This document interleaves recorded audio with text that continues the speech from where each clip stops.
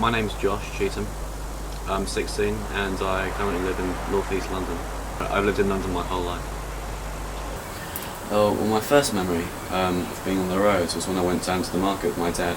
We used to go down with him every Saturday and we used to go to the shops or take the bus or just walk there.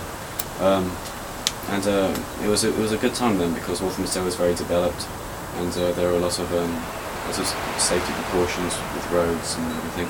But recently the town decided to get very run down, and so there's been less of an emphasis on road safety and more of an emphasis on trying to rebuild the town. And so you get more reckless drivers and less safe crossings for people to cross the road with. And I found it hard to go down to the market with my dad after a while because it was so dangerous actually. What's the earliest memory you have of getting a message about road safety, like looking after from the outside? Well, my first message I received about road safety was when a person who came to my school. I think I was in my reception or year 1 year at school, and somebody came in and showed us some diagrams and gave us a booklet or two about road safety, and I learned a lot from that. What did you learn from that? To look left and right, to be careful when crossing the roads, never run with your hands in your pockets. And, if you're riding a bike or something, you should always have something illuminated around you, especially if you're driving at night, because it's something easy to drive into. I think from a very early age, parents are there to kind of help their kids cross the road or whatever, and so I think that kind of has the beginnings of for the first lessons for road safety in a young kid. But parents should definitely have a better part in teaching their kids road safety.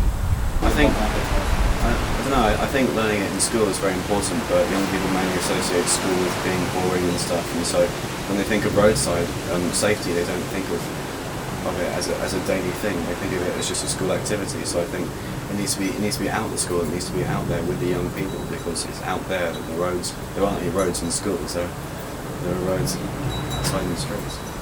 And so we need to get people more proactive in that kind of thing. So yeah, badges or more media campaigns would be very good. There is a media campaign going on, but it needs to be more aimed directly at young people. I could always relate the hedgehog with the road safety.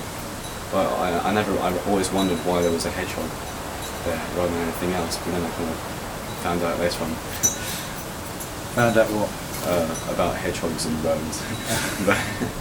but generally, it helps young people make the link, between. So even if it doesn't really mean much to them, they can still think of the hedgehog and what the hedgehog has said.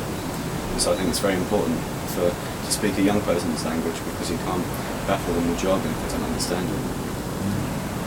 Well, I think road safety definitely does need to be taught in schools. I think it's a much more major issue these days, with many more roadside accidents and everything.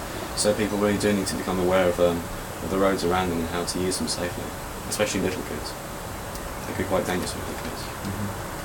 Mm-hmm. What's the biggest problems that you've faced in getting around? I don't really, because I have cerebral palsy, I sometimes find mobility a bit hard at times. But as far as roads are concerned and transport, I think London provides a very good transport system.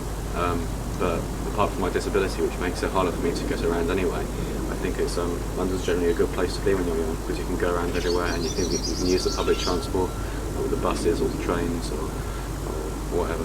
But it's just generally a good place to be.